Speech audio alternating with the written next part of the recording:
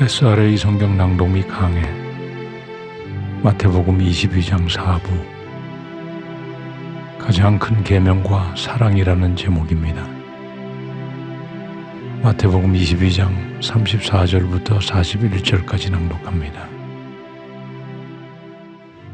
예수께서 사두개인들로 대답할 수 없게 하셨다 함을 바리새인들이 듣고 모였는데 그 중에 한 율법사가 예수를 시험하여 묻되 선생님이여 율법 중에 어느 계명이 크니이까? 예수께서 가라사대 내 마음을 다하고 목숨을 다하고 뜻을 다하여 주 너희 하나님을 사랑하라 하셨으니 이것이 크고 첫째 되는 계명이요 둘째는 그와 같으니 내 이웃을 내 몸과 같이 사랑하라 하셨으니 이 두 계명이 온 율법과 선지자의 강령이니라. 아멘. 핵심을 정리합니다. 33절까지 사두개인들이 계대결혼 전통과 부활에 대한 자신들의 교리의 문제를 가지고 예수님과 논쟁하여 이기려 하나 예수님은 성경과 하나님의 능력을 바로 알 것을 가르치시며 부활 때에는 천사와 같고 하나님은 산자의 하나님이시라는 진리를 가르치십니다. 그리고 사두개인들이 답을 못하고 예수님을 올무에 빠뜨리는 데 실패하였다는 소식을 들은 바리새인들이 모여 예수님께 가장 큰 계명에 대해 질문합니다. 35, 36절에서 한 율법사가 예수님을 시험하여 율법 중에서 어느 계명이 큰 계명이냐고 묻습니다. 율법사란 율법에 박식한 사람이라는 뜻으로 누가복음에서는 교법사라고 부르기도 하였으며 바리새인들 중 율법 해석의 권위자요 전문가였습니다. 마가복음 12장 28절에서는 서기관 중 한 사람이라고 기록한 것으로 보아 서기관들 중 율법에 뛰어난 자를 의미하는 것으로 보입니다. 이 사람이 시험하여 묻는 것으로 보아 상대를 음해하려는 불순한 동기가 포함되었음을 알 수 있습니다. 그러나 또 마가복음에서는 순수한 동기로 질문한 것으로 기록하고 있습니다. 어쨌든 36절에서 이 율법사는 율법 중에 어느 계명이 크냐고 질문합니다. 크다는 단어는 원어인 메가스에서 나온 것으로 어떤 것이 더 중요하느냐는 뜻입니다. 여기서 계명이란 율법의 개개의 가르침, 훈계들을 뜻하며 유대인들은 율법을 613개로 나누어 그 중에 248개의 중요한 율법과 365개의 덜 중요한 율법으로 구분하였습니다. 그 이유는 613개의 율법을 지킬 수 없다는 것을 알고 율법을 중요성에 따라 구분하여 지키게 하였는데 이 중요한 율법과 덜 중요한 율법으로 나누는 기준이 당시 율법사들 사이에 항상 논쟁거리였던 것입니다. 이런 이유로 이 율법사는 예수님께 가장 중요한 율법이 무엇인가 묻는 것입니다. 37, 38절에서 예수님은 마음을 다하고 목숨을 다하고 뜻을 다하여 주 너희 하나님을 사랑하라 하셨으니 이것이 크고 첫째 되는 계명이라고 말씀합니다.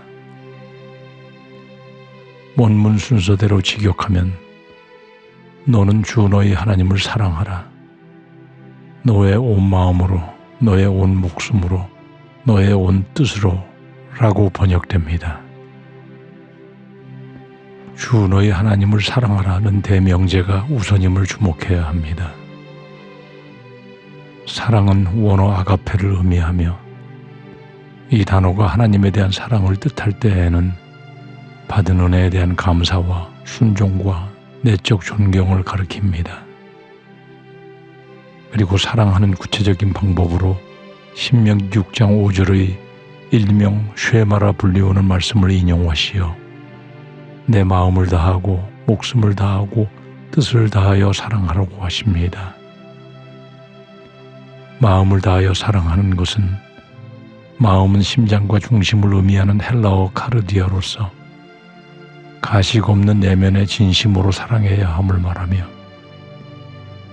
목숨으로 번역된 푸시케는 호흡, 생명이라는 뜻이며 하나님께서 각자에게 주신 생명을 가리키고, 뜻으로 번역된 디아노이아는 생각, 지각이라는 뜻으로 이해하며 느끼며 갈망하는 마음의 기능을 말합니다. 그러므로 너희 마음과 목숨과 뜻을 다하여는 지정의 전 인격을 다하여 하나님을 사랑하는 것으로 이것이 크고 첫째 되는 계명임을 말씀하시는 것입니다. 39절에서 둘째는 그와 같으니 내 이웃을 내 몸과 같이 사랑하라는 레위기 19장 18절의 계명을 말씀합니다. 그와 같으니란 첫째 계명과 둘째 계명의 성질이 동일함을 의미합니다. 즉 둘째 계명도 첫째 계명과 같이 사랑하라는 메시지로 함께 통합됨을 의미하는 것입니다. 하나님에 대한 사랑은 이웃에 대한 사랑으로 생활 가운데 드러나기 때문입니다. 요한일서 4장 7절 이후에 사도 요한이 이웃을 사랑하지 않는 자는 하나님을 사랑하는 자가 아니라고 경고하는 말씀과 같습니다. 결국 하나님을 사랑하라는 계명은 10계명의 첫 번째부터 네 번째까지의 계명을 요약한 것이며, 이웃을 사랑하라는 계명은 10계명 중 5번째로부터 10번째까지의 계명을 요약한 것입니다. 여기서 이웃이라 번역된 플레시오는 가까이 있는 다른 사람이나 친구를 가리키며, 당시 유대인들은 같은 동적인 유대인과 유대교를 따르는 외국인을 포함하였고 기타 사람은 이웃에서 배제하였습니다.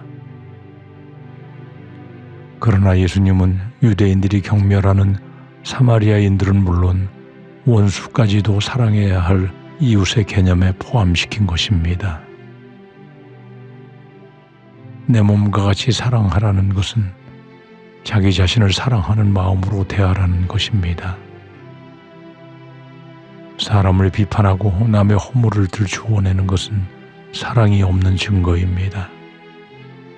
베드로전서 4장 8절에 사랑은 허다한 죄를 덮는다고 말씀합니다. 죄는 미워해도 사람은 용서와 함께 사랑해야 하는 것을 말하는 것입니다. 우리 모두는 세상 법 위에 도덕법이 있고 도덕법 위에 율법이 있고 그 위에 영의 법인 사랑의 법이 있으므로 성도는 사랑과 함께하는 가장 높은 법인 영의 법으로 살아야 하는 것입니다. 40절에 이 두 계명이 율법과 선지자의 강령이라고 말씀하며 말씀을 정리합니다. 직역하면 온 율법과 선지자가 이 두 계명에 매달리느니라입니다. 율법으로 번역된 호노모스는 모세오경을 가리키고 선지자로 번역된 호이프로페타이는 선지서들을 가리킵니다. 그러므로 율법과 선지자란 당시 유대교에서 율법서, 선지서, 성문서로 구분하는 구약성경 39권 전체를 가리키는 말입니다. 강령이라고 번역된 크레마타이는 매달리다는 뜻으로 의존하다, 요약하다는 의미입니다. 당시 랍비들은 도덕 법칙들을 세분화시키며 율법을 몇 가지 범주로 나누어 거기서 공통적 성격을 규명하려고 노력하였으므로 예수님께서 이 모든 것의 근본이 사랑이라고 밝히시는 것입니다. 그러므로 성경은 사랑의 법이 가장 탁월한 법이며 율법의 완성이며 본문의 하나님 사랑과 이웃 사랑이 모든 구약 성경의 기둥이며 핵심임을 가르치시는 것입니다. 사람은 하나님에 의해 창조된 피조물이며 그분의 형상을 지녀 하나님과 교제하며 살아가도록 되어 있는 영적 존재이므로 우리 모두는 하나님을 전심으로 사랑하고 경외해야 하며 그분의 말씀에 순종하여 행하는 자들이 되어야 영적, 정서적, 인격적 성숙과 삶의 진정한 행복을 성취할 수 있을 것이며 이웃을 내 몸처럼 사랑함으로 하나님으로부터의 사랑이 넘쳐 흘러 우리의 믿음이 사랑으로 확증되는 진정한 하나님의 백성으로서의 삶을 살게 될 것입니다.